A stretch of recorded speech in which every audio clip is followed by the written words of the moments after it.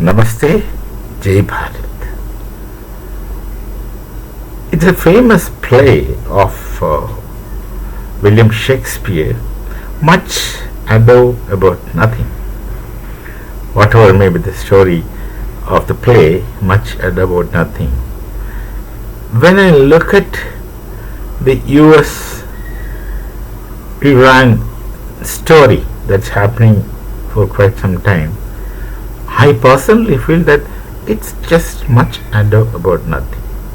This much ado is really terrible. They are just, America has got this habit of showing they push their such mighty warships, place them in very strategic places. They make a big presentation. I would not say show, because that may not be appropriate to use that word show. They just make such presentations about their weapons, their military, and their forceful way of bullying. Everything is there. And Iran, come watch me, is obstinate like a mole. Mule, not mole. Iran behaves obstinate like a mule. I don't know what's their perception and understanding about the US, but then the way US appears is sufficient to make people's pants wet. But that doesn't happen to Iran. If you ask me, I will say much about nothing. Nothing is going to happen. This is what I personally think. No one is going to fight anyone. Because it's not easy for a battle-like thing to happen. The state of Hormuz is very sensitive to half of the world. Without that, the cargo movement gets arrested, and especially the black gold, like Goscinny and Uderzo writes, the black gold, crude oil. It moves through this Hormuz state of Hormuz. And Iran is, of course, I don't know how they evaluate things. But personally,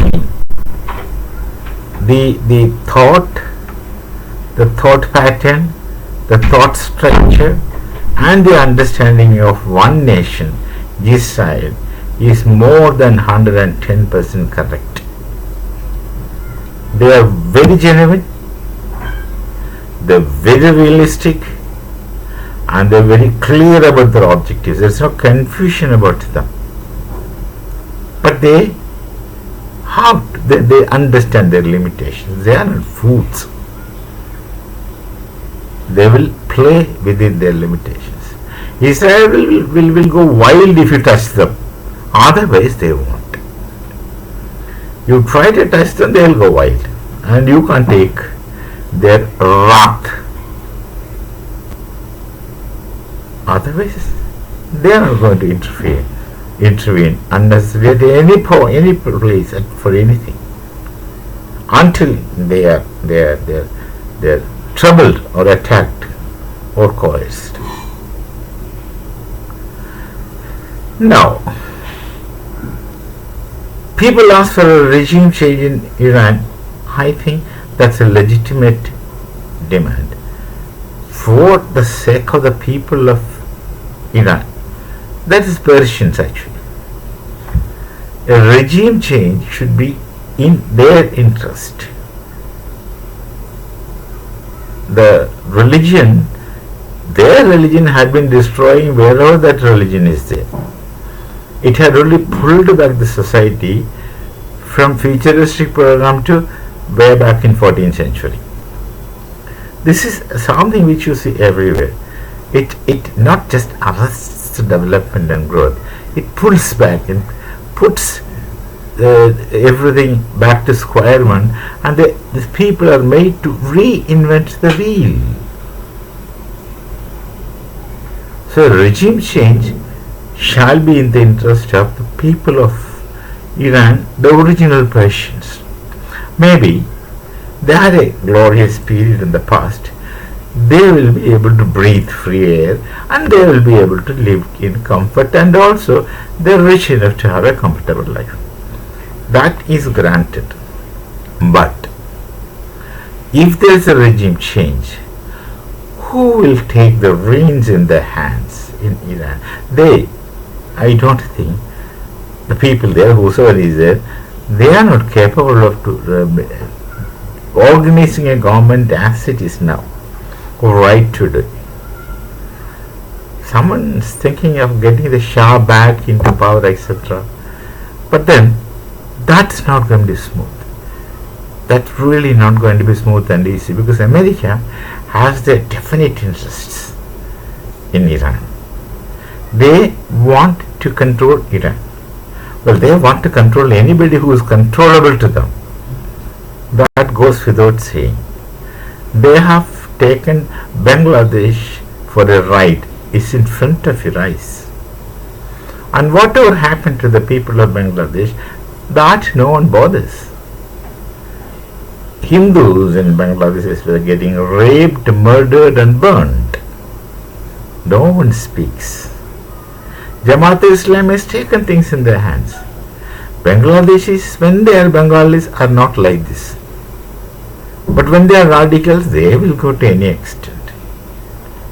They will go to any extent. Especially those very immature people whom people call as Generation Z or Gen Z, whatever it is. These are new expressions. And what happens in Bangladesh? What happened to Bangladesh? That becomes the most backward nation in the world. One of the most backward nations in the world. Whatever the erstwhile government had done, in spite of whatever drawbacks you can find with them, has been completely destroyed. Their economy is shattered. They don't have food to eat. They will soon not have water to drink. They have to start from one. Square one. Like the snake and ladder, no? Just push back to one. Now they have to work hard for a better life. All because of this interference of the great people in the world. Plant someone there and get their things done. What do they get from Bangladesh? They get nothing. These are fancies. There are people who would sit as diplomats or political thinkers, make a mess of the world. Mess of themselves and make the mess of the other nations and mess of the rest of the world. See, these things affect everyone.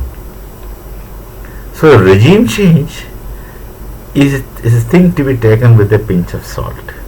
When the regime changes, who will be running Iran is a question.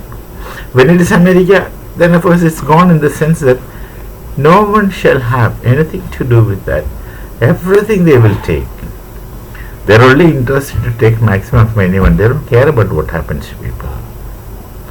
So China shall not support America to run the matters of affair with Iran. Russia shall not support America to control Iran. Bharat cannot afford to support America to control Iran, because Bharat always had excellent human relations with the Persians. Even now we have good relations with the Iranians. But our relations with the Iranians are people-to-people relations, as we had with Afghanis. In spite of the previous Taliban, the people of Afghanistan and Bharat had very noble relations, straightforward and honest relations. Persia, Bharat, we also have similar transparent relations. But if it is through the American eyes, this cannot operate. So our interest is that there should be free in the real sense of the term, with nobody interfering with their nation from outside. China will be happy with that. Russia will be happy with that, because none of these three, as I see, would want to dominate erstwhile Persia. At least about Bharat, I know, we wouldn't like to dominate anybody, and we would not also like to take advantage of anyone. We would need friendship. Whatever we do honestly, with complete transparency and trust. That others know. Afghanistan is just one example. Look at the Pathans. The Pathans always had transparent relations with people of Bharat, in spite of whosoever was ruling. Look at today, not the previous old Taliban. Look at today. The Afghanis and the people of Bharat, they had excellent relations. They continue to have excellent relations. Now, Taliban has wonderful relations with Bharat. They understand who can be trusted in the world. Who can be trusted in the world? They know. We are like that with everyone. Our nation is one nation that never had a history of trying to capture somebody's land. We never went to war from our side. We only retaliated. When you push us, we give back. We were never proactive. We were only reactive. And the reactions will be formidable. That's our nature. The Indian soldier's sword and might and fighting spirit is known to the world. If you do not know, ask Alexander, son of Philip of Macedonia. He is the first one to test it.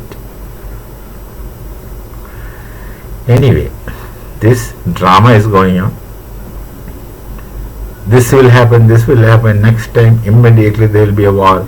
These battleships are placed there, Iran is putting their missiles facing this thing, that thing. Lot of stories will run every day, but eventually nothing will happen. It's going to be like what Shakespeare wrote, much ado about nothing. We shall meet again. Namaste.